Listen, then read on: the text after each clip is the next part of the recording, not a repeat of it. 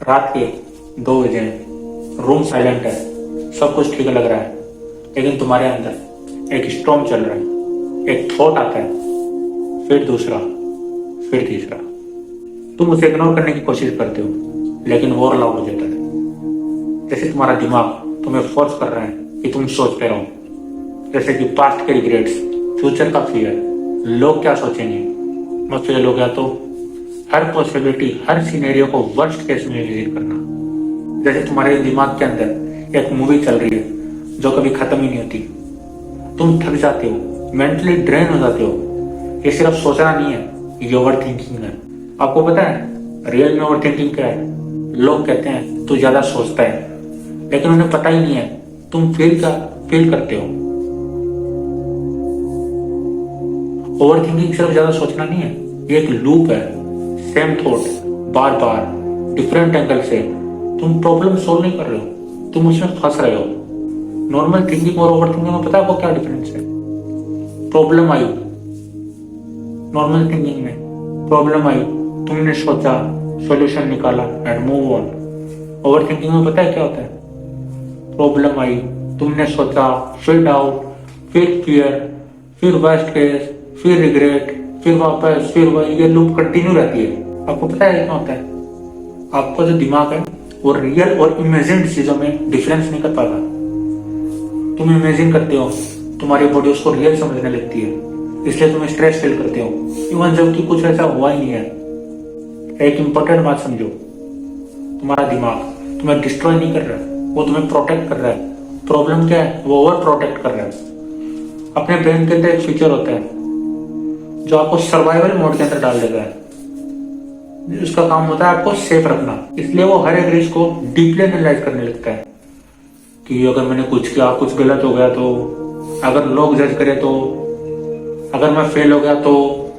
वो तुम्हें प्रिपेयर करना चाहता है, but there is problem. Real danger कम है, इमेजिनरी डेंजर ज्यादा है। तुम रियल लाइफ से ज्यादा अपने दिमाग के सिनेरियोज में जी रहे हो।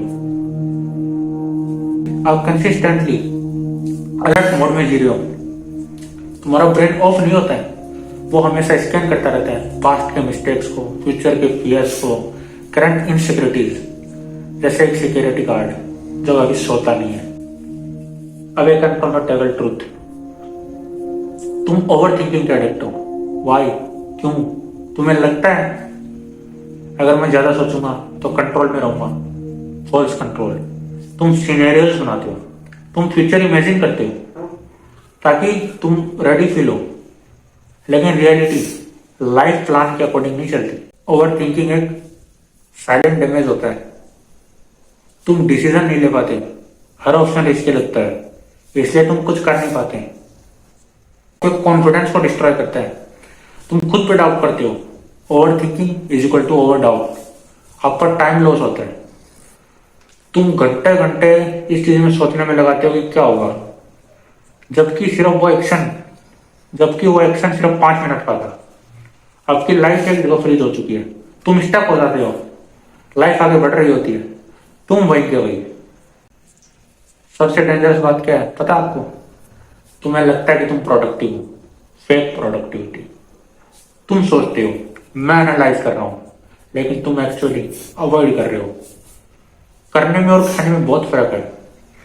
थिंक करना इजी है, लेकिन उस काम को करना बहुत हार्ड है, इसलिए तुम सोचना चूज करते हो।